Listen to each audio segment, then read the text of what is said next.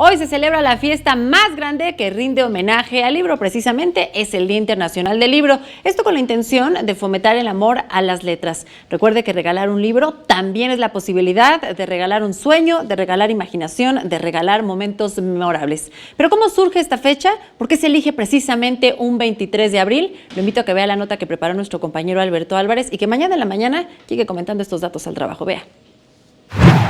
El 23 de abril de 1616 murieron dos escritores de cuyo nombre hoy vale la pena acordarse.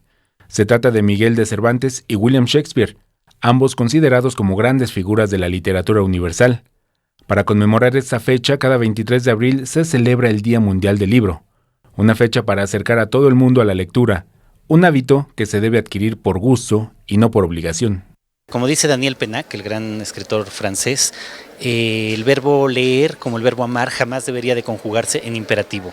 No debemos enseñarles a los niños a leer de manera obligatoria. Tenemos que compartirles el placer de lo que uno descubre a través de la lectura. Y parafraseando al genio de Úbeda, Joaquín Sabina, podríamos decir que la lectura es la oportunidad de colarse en el traje y la piel de todas las personas que nunca seremos, de vivir experiencias nuevas y conocer el mundo a través de la mirada de diversos autores.